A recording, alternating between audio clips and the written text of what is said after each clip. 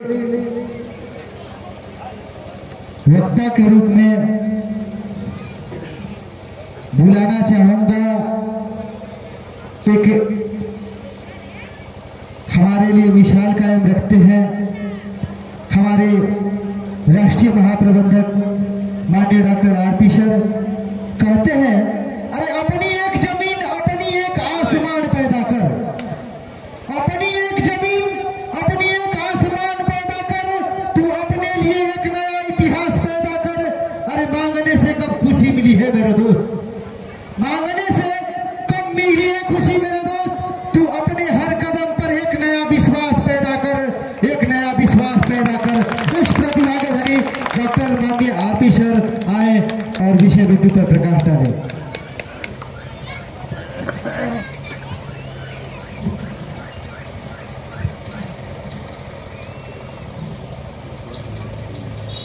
सबसे पहले भारत के आन बान शान पूरी दुनिया में जिससे होती है पहचान, राष्ट्रीय ध्वज तिरंगे को नमन करता हूँ। तत्पश्चात हम जिससे शासित और प्रशासित होते हैं, यानी भारत के राष्ट्रीय धर्म ग्रंथ भारतीय संविधान का सम्मान करते हुए पूरी दुनिया के असभ्य मानव को सभ्यता का पाठ पढ़ाने वाले विश्व के महान वैज्ञानिक, महान अर्थशास्त्री, महान चिकित्सक, महान पर्यावरणविद, महाकारुणिक तथागत गौतम बुद्ध को नमन करता हूं। तत्पश्चात खंड खंड बिखरे हुए भारत को पहली बार एक सूत्र में पिरोकर अखंड भारत का निर्माण करने वाले भारतीय इतिहास के प्रथम चक्रवर्ती सम्राट चंद्रगुप्त मौर्य को नमन करता हूं। तत्पश्चात आज जिनके याद में जिनके प्रतीक चिन्हों को इस हुंकारगंज गांव में स्थापित किया गया है, सम्राट अशोक स्तंभ आपके बगल में जो देख रहे हैं, यह सम्राट अशोक क्लब के 27 वर्षों का कमाई है जो आज खड़ा हुआ।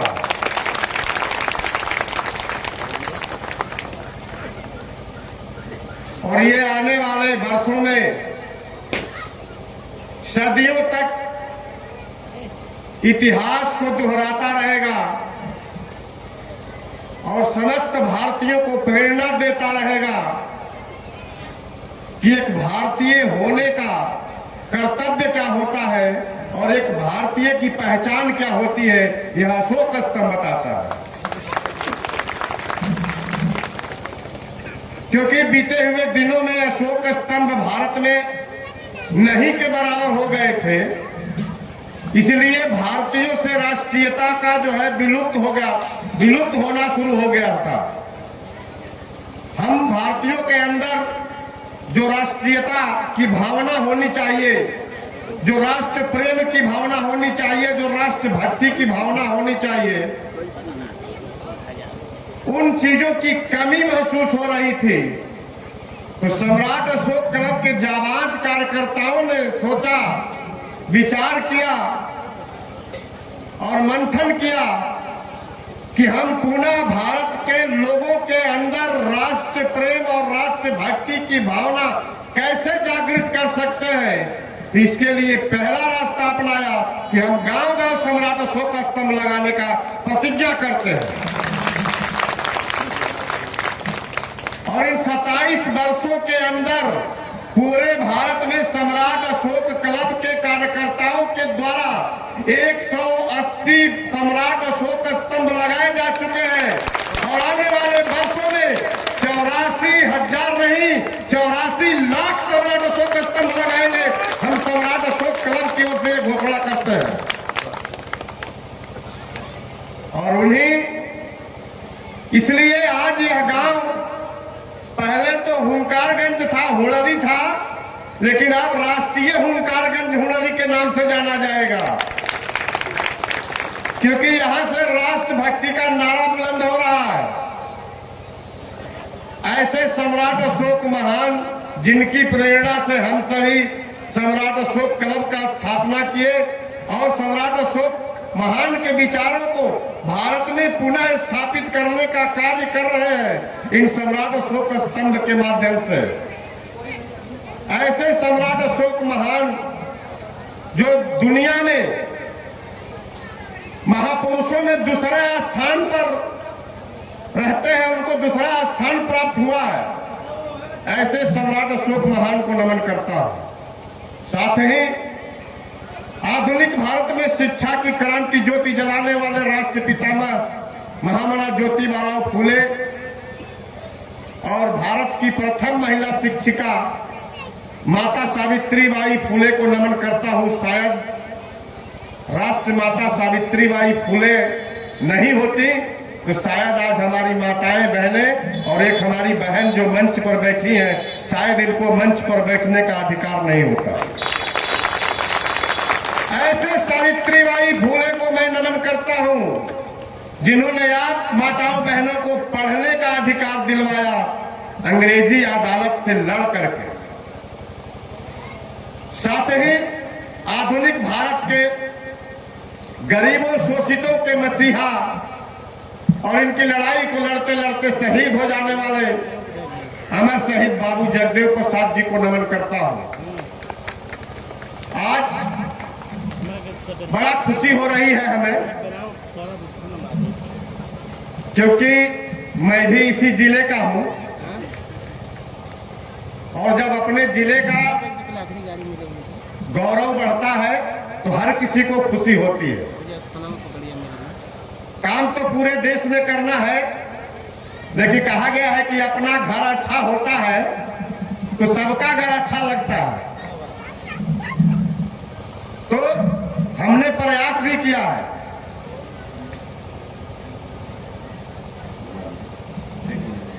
और सम्राट अशोक क्लब के पदाधिकारी हमारे बीच मुखिया प्रतिनिधि ग्राम पंचायत अवाव के संजय राम जी उपस्थित हो चुके हैं।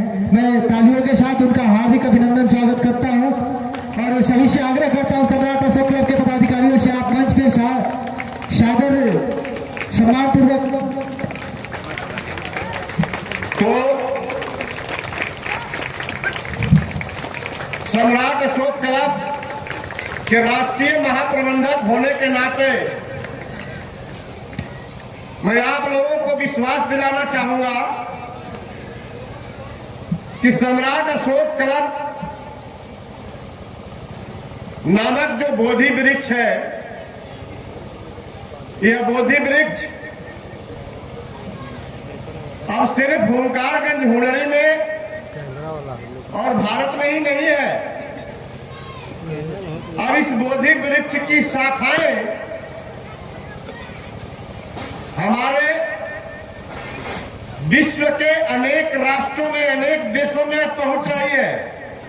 चालू है और एक समय ऐसा आएगा कि जिस तरह सम्राट अशोक महान ने पूरे विश्व को अपना संदेश देकर के पूरे विश्व को अपना अनुयायी बनाया था और लोगों ने सम्राट अशोक को अपने धर्म का राजा माना था।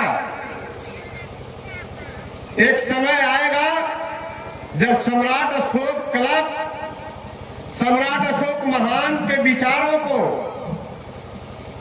जो वैश्विक विचार है, वैश्विक एकता का संदेश है, उसे भारत की भूमि से उठाकर निकालकर भारत की संकीर्ण सीमाओं को तोड़कर विश्व के सुदूर देशों तक पहुंचाएगा और भारत पुनः विश्व विजयी बनेगा। क्योंकि विश्व के अनेक देशों में आज भी सम्राट अशोक महान के विचार स्थायित्व प्राप्त किए हुए हैं। तथागत गौतम बुद्ध का धम्म विश्व के अनेक देशों के लोगों के अंदर आज भी स्थान बनाए हुआ है।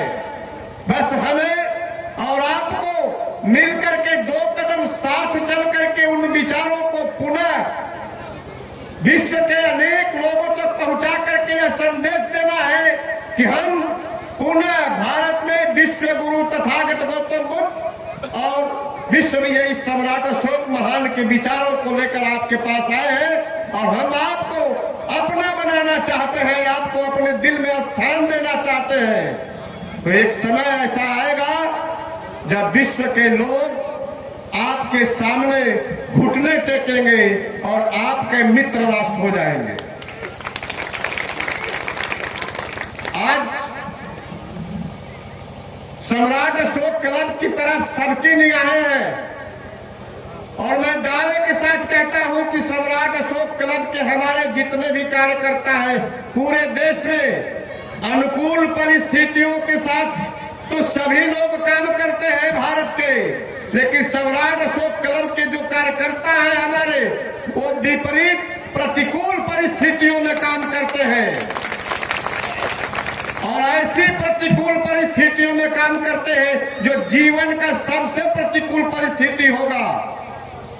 मैं दावे के साथ कहना चाहूंगा कि आज इस मंच पर आज के इस कार्यक्रम के हमारे मुख्य वक्ता सम्राट अशोक क्लब के राष्ट्रीय प्रवक्ता माननीय डॉक्टर सच्चिदानंद मौर्य जी उपस्थित हैं। शायद इनके जीवन का सबसे प्रतिकूल परिस्थिति चल रहा है इस समय। वैसी परिस्थितियों में भी सम्राट अशोक क्लब के लिए काम कर रहे हैं और हमारे सारे कार्यकर्ता प्रतिकूल परिस्थितियों में काम करते हैं और कहा गया है कि धारा के विपरीत अगर चलना सीख जाओ तो मंजिल तुमसे मिलने से दूर नहीं रहेगी, तुम्हारी मंजिल तुम्हारे सामने आकर के तुम्हें प्राप्त होगी। धारा के साथ तो बहुत सारे लोग बहते हैं, बहुत सारे लोग चलते हैं, चलते नहीं बह करके जाकर के लग जाते हैं किनारे पर, लेकिन धारा के विपरीत अगर कोई तय करके अपनी मंजिल को प्राप्त करता है उसे कहते हैं मंजिल को प्राप्त करना। मंजिल को प्राप्त किए हैं जो आपके सामने हुंकारगंज में दिखाई दे रहा है और मैं धन्यवाद दूंगा हुंकारगंज के उन तमाम कार्यकर्ताओं को, उन तमाम निर्माणकर्ताओं को जो आज राष्ट्र चिन्ह, राष्ट्र गौरव अशोक स्तंभ का निर्माण किए हैं। मैं आप सभी लोगों का आभार व्यक्त करता हूं और सम्राट अशोक क्लब परिवार की ओर से आप सभी लोगों को बहुत बहुत बहुत बहुत धन्यवाद ज्ञापित करता हूं।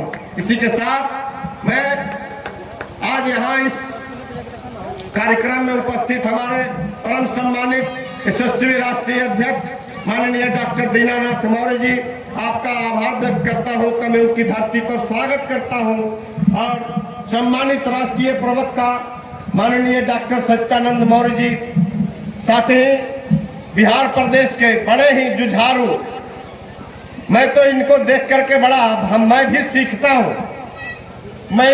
हूं माननीय इंजीनियर भीष्म कुमार जी को, क्योंकि जब वो सम्राट अशोक क्लब का बागडोर संभाले थे बिहार में तब खाली वादा कर रहे थे ये करेंगे वो करेंगे, लेकिन अब देख रहे हैं कि अब वो कमवा कर रहे हैं पूरी तरह से इस गांव से उस गांव, उस गांव से उस गांव दौड़ रहे हैं।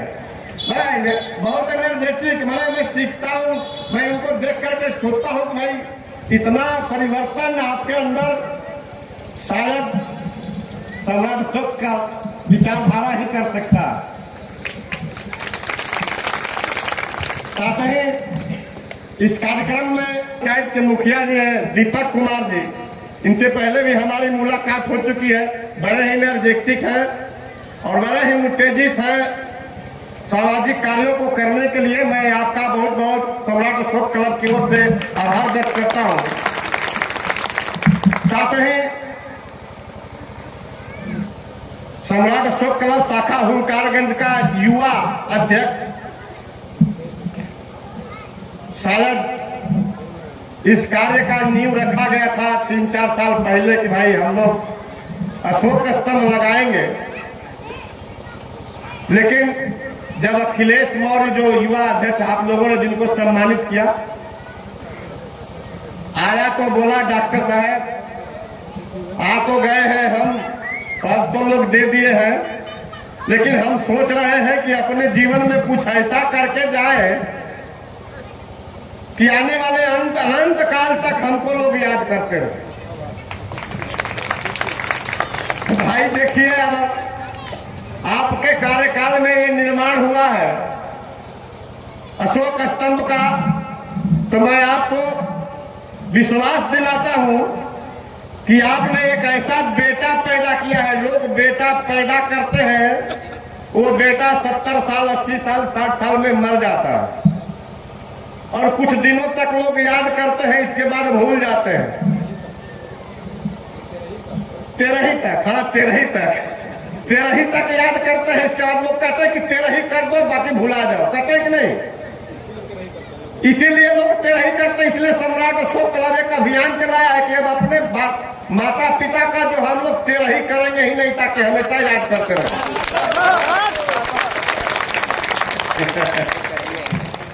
अब सम्राट अशोक क्लब से ही प्रेरणा लेकर के राजस्थान की गहलोत सरकार पूरे राज्य में नियम लागू कर दिया कि कोई भी व्यक्ति अपने माता पिता का या किसी भी संबंधी का 13 यानी मृत्यु भोज नहीं करेगा। कानून बन गया। अब तो मैं कहता हूं कि सम्राट अशोक क्लब से प्रेरणा लेकर के भारत सरकार भी बोलती है। भारत सरकार भी बोलती है। इसलिए माननीय अखिलेश मौर्य जी, आपने एक ऐसा बेटा किया है जो मरेगा ही नहीं। 13 करने की जरूरत ही क्या है, जो कभी मरेगा ही नहीं। और मैं दावे के साथ कहता हूं कि सम्राट अशोक महान ने जब अशोक स्तंभों का निर्माण किया था तो सोचा था कि आने वाले समय में विपरीत परिस्थितियां आएंगी, इसलिए लोहे के कलम से पत्थरों के पन्ने पर अपना संदेश लिखवाया और पत्थरों का निर्माण करवाया कि मिटाने वाले मिटाते मिटाते मिट जाए, तब भी ना मिटे ये। और वही सम्राट अशोक के वंशज आप हैं अखिलेश मौर्य जी, और आपने भी वही निर्माण किया कि आने वाले समय में मिटाते मिटाते लोग मिट जाएंगे, फिर भी नहीं मिटेगा ये चिन्ह जो आपने बनाया। तो बहुत बहुत आपका आभार व्यक्त करते हुए और आज के इस कार्यक्रम में दूर दराज से आए हुए हमारे सभी सम्राट अशोक क्लब के कार्यकर्ता और दर्शक के रूप में माताएं बहनें, पिता तुल्य बुजुर्ग और इस कार्यक्रम में उपस्थित हमारे पूज्य धर्मगुरु भंते जी, आप सभी लोगों का सम्राट अशोक क्लब की ओर से बहुत बहुत आभार व्यक्त करते हुए अपनी बात को यही विराम देता हूं।